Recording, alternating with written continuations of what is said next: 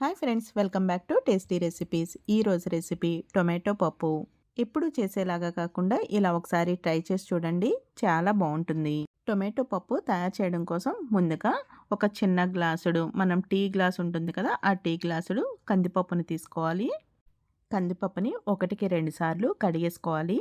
ఇప్పుడు ఈ కందిపప్పులోకి 3 గ్లాసులు నీళ్లు వేసుకోవాలి. 1 కప్పు కందిపప్పుకి 3 గ్లాసులు నీళ్లు సరిపోతాయండి. ఇప్పుడు దీనిలోకి 3 లేక 4 పచ్చిమిరపకాయలని వేసుకోవాలి.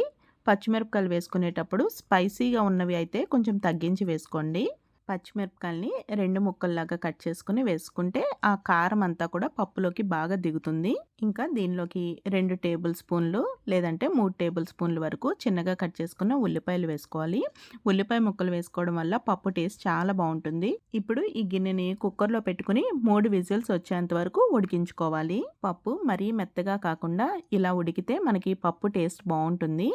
అంటే ఇలా నలిపినప్పుడు కొంచెం పలుకు ఉంది అనుకోండి, పప్పు మనకి మళ్ళీ ఉడుకుతుంది కదా టొమాటో వేసిన తర్వాత, అందుకని టేస్ట్ బాగుంటుంది. ఇలా చేత్తో పప్పుని నలిపినప్పుడు చిన్న పలుకు ఉంటే సరిపోతుంది. ఇప్పుడు పోపు రెడీ చేసుకుందాము. ఇప్పుడు ప్యాన్లోకి 3-4 టేబుల్ స్పూన్ల వరకు నూనెని వేసుకుని వేడి చేసుకోవాలి. మనం ఈ నూనెలోనే టొమాటోలు కూడా మగ్గిస్తామండి, అందుకని కొంచెం నూనె ఎక్కువగా తీసుకున్నాము.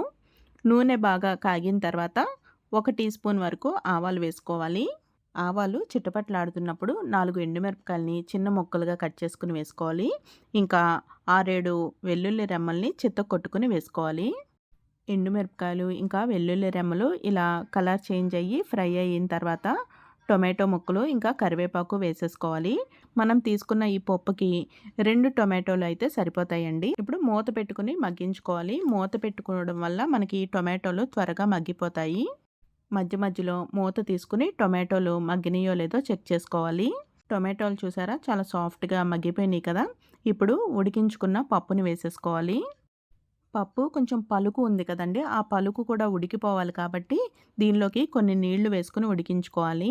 ఈ టొమాటో ఇంకా పప్పు కలిసి ఒక 5 నిమిషాల పైనే ఉడికించుకోవాలి. అలా ఉడికితేనే మనకి టేస్ట్ బాగుంటుంది.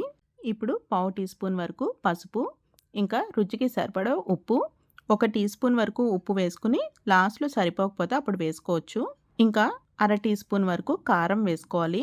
మనం పచ్చిమిర్చి వేసాము, ఇంకా పోపులో ఎండుమిర్చి కూడా ఎక్కువగానే వేసాం కాబట్టి 1/2 టీ స్పూన్ కారం సరిపోతుంది. ఇప్పుడు ఒకసారి బాగా మిక్స్ చేసేసుకోవాలి. పప్పు ఇంకా కొంచెం ఉడకాలి కాబట్టి ఇప్పుడు మూత పెట్టుకుని ఒక 5 నిమిషాల పాటు ఉడికించుకోవాలి. 5 నిమిషాల తర్వాత మూత తీసి చూస్తే మనకి పప్పు ఉడికిపోయి ఉంటుంది. ఇప్పుడు ఒకసారి సాల్ట్ చెక్ చేసుకోవాలి. సాల్ట్ నాకు కొంచెం తగ్గిందండి, అందుకని కొంచెం సాల్ట్ని యాడ్ చేస్తున్నాను. టొమాటోలు కూడా కొన్ని పులుపు ఉంటున్నాయి, కొన్ని పులుపు ఉండట్లేదు కదండి. నాకు పులుపు కూడా కొంచెం తక్కువగా అనిపించింది, అందుకని చిన్న ఉసిరికాయ సైజ్ అంతా చింతపండు వేస్తున్నాను. ఇప్పుడు ఈ చింతపండు పులుపు కూడా పప్పుకి పట్టాలి కాబట్టి ఒక 2 నిమిషాల పాటు ఉడికించుకోవాలి. పప్పు మరీ చిక్కగా ఉండాల్సిన అవసరం లేదండి. వేడిగా ఉన్నప్పుడు కన్సిస్టెన్సీ ఇలా ఉంది అనుకోండి, చల్లారిన తర్వాత ఇంకొంచెం చిక్కబడుతుంది. ఇప్పుడు మనకి చింతపండు కూడా ఉడికిపోయింది, ఇంకా పప్పు కూడా రెడీ అయిపోయింది కదా. ఇప్పుడు సర్వింగ్ బౌల్లోకి ట్రాన్స్ఫర్ చేసేసుకుందాము. టేస్టీ అయిన టొమాటో పప్పు రెడీ అయిపోయిందండి. ఈ టొమాటో పప్పు రైస్లోకి, ఇంకా చపాతీ, రోటీ లాంటి వాటిలోకి కూడా బాగుంటుంది.